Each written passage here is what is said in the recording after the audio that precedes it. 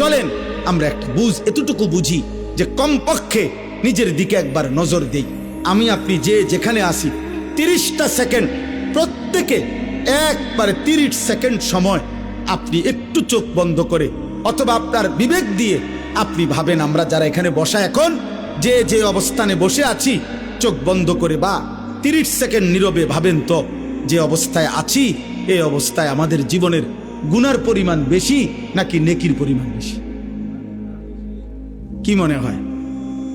তাইলে এখান থেকে যদি হাসরের ময়দান হয়, মালিকের সামনে দাঁড়াইয়া কেমনে হিসাব দিব? কেমনে হিসাব দিব? আপনি কি মরবেন না? আপনাকে কি কবরে যাইতে হবে না? এই কথাটাই আমি মনে করাই দিলাম। আমার ছোট্ট বুঝে আমি এতটুকু বললাম। আল্লাহ তাআলা বলছে, বান্দা এবার যদি মনে করে থাকো তোমার গুনার পরিমাণ বেশি, তাইলে তুমি অন্য কোথাও গিয়ে লাভ নাই।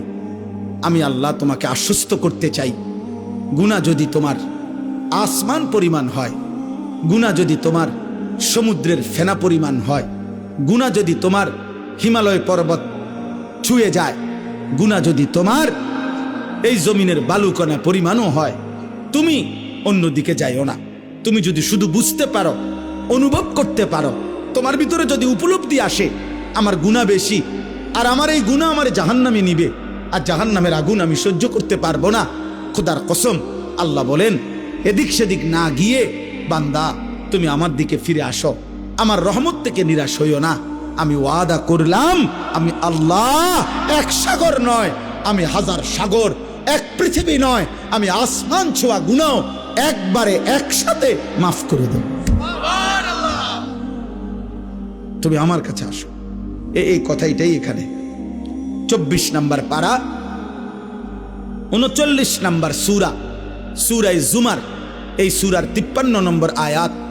আমি আপনাদের কাছে 3টা আয়াত পড়ছি, 53, 54, 55।